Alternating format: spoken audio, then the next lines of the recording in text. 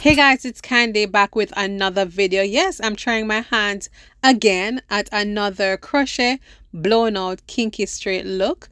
Yeah, so I'm starting off the braids with just doing my regular braid pattern in the front. So I'm parting off the first row, and if you notice, I am curving that part and going over to the opposite side of the head, which is my braid pattern of choice. So just follow and see how I do it. I'm pretty much starting off with the braids in the front, and then you will see how I transition. So if you follow my channel, you would have already seen the video that, I would say went viral. Yeah, in a bittersweet way, because a lot of people were coming for me about the look of the hair, that it didn't finish well. Some people loved it, some hated it. It was a love-hate vibe for me. So I am here again because guess what? Practice makes perfect. So I did take the criticisms in a not so negative way.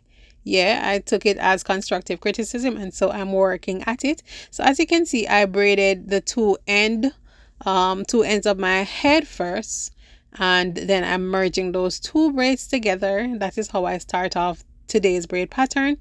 And now I'm pretty much at the point where I'm creating the display part. Yes, this is where I will be wearing my part for the most part, no pun intended. Yeah, so I am making a side part for today's look. I will jump back onto the conversation in a little bit. All right, so for this aspect of the style, you want to make sure that you part and braid the hair just to the point where you want your part to stop.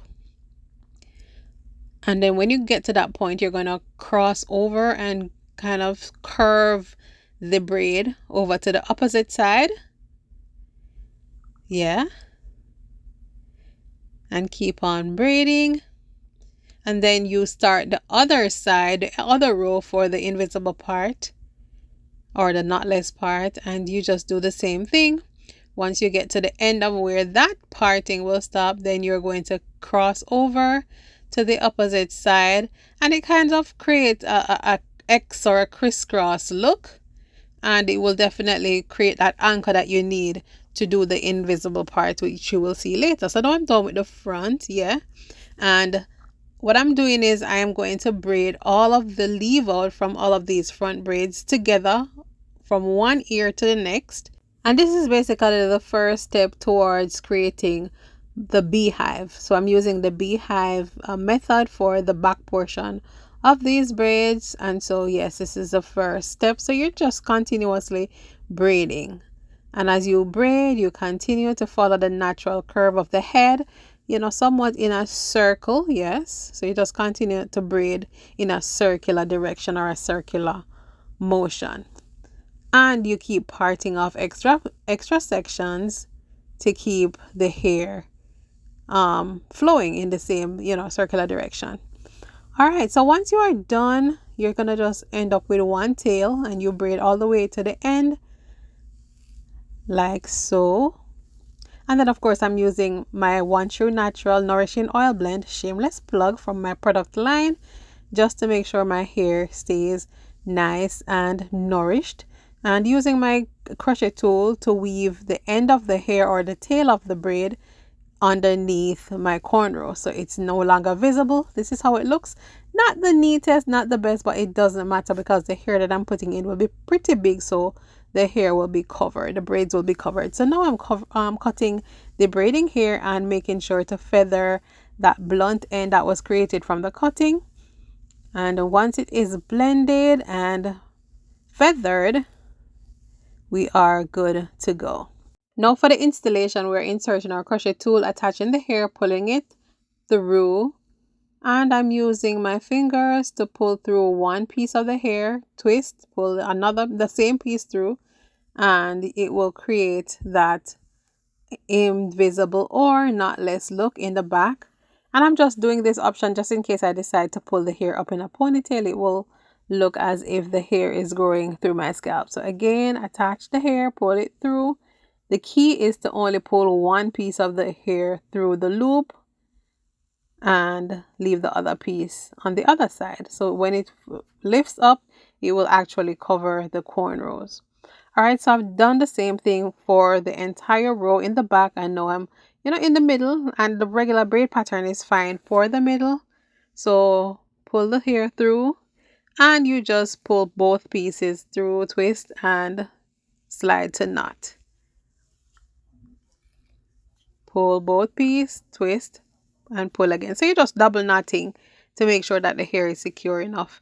So now that we have done most of the back, we are at the front putting smaller piece. You want to make sure that once you get to the front, you are adding smaller piece, especially at the hairline. One, because it protects the hairline, and two, you don't want to see those very big bulky looking knots. So the hair I'm using is Bobby Boss feather tip pre-stretch braiding hair in the length 54 inches, and as you can see, this is only one pack so far that I cut in half, and so I get quite a bit of volume from just one pack. Yeah, so now we are actually doing the knotless look also on that one braid that went across in the front, just because I want to be sure that that braid is not showing through once I install the hair.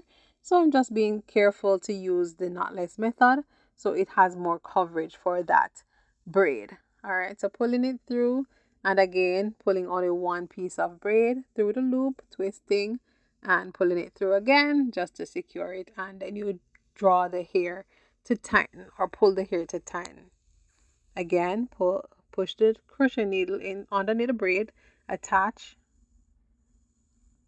pull it through, twist, pull it through, and pull to tighten, and then you flip it over.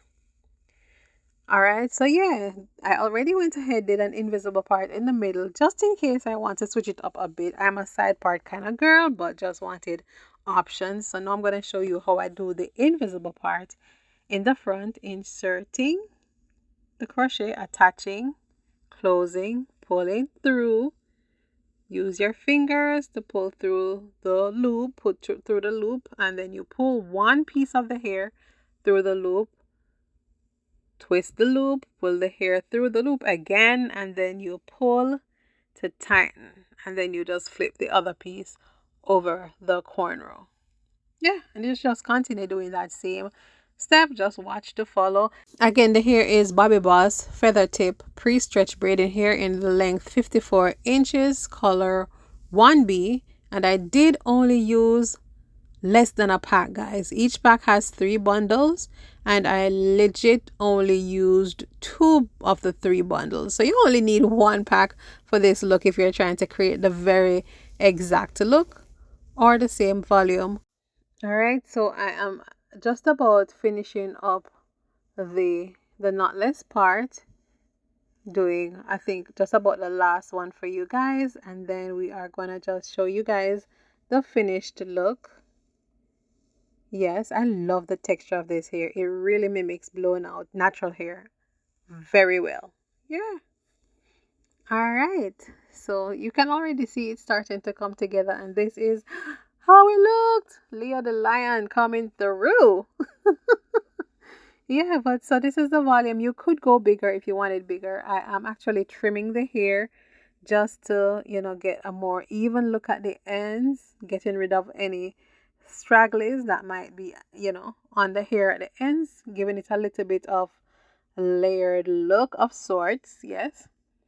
And yeah, I am actually not mad at this hair at all. And no, of course, for the teasing, guys. Very important. And this is where I think I went wrong with the first video. I did not tease the hair as much as I should. And so this is one of the, corrections that I quickly noticed that I should have done, and I'm now implementing, and will definitely implement in the future. So I'm making sure to properly tease the hair. And this actually will give it a more natural look at the hairline, cause all of the parts to close up a little bit more, and give it a more natural, and believable look. All right. And of course, you may ask if it had to be this short. No, because I wanted it this short why I cut the hair in half. If you wanted it to be super long, you could keep the hair as is, or you could cut off a piece, cut off a little bit less than half so that you get a longer look, and not as short as this. But as for me, I wanted it actually to be shoulder length because I wanted it to mimic my natural blown out hair with it being too obvious. I actually tricked a couple people, to be honest. So yeah, this is how it looks from the side. In the back, nice and full, but super light. Can I tell you? Super duper light. And again, if you like bigger volume, you could go ahead and add more hair, but I thought that this volume was quite fine, and again, very realistic and believable. And some people asked if I could have left out some hair at the hairline. Yeah, you could, but if you want it to be a full protective style, then you would want to braid everything down, which is what I was going for. So yeah, this is pretty much it for the look. Nice and natural looking. Again, it is pretty easy to maintain. Another thing that I heard on the comments was that the hair would not hold up. It will, become a frizz ball after 24 hours.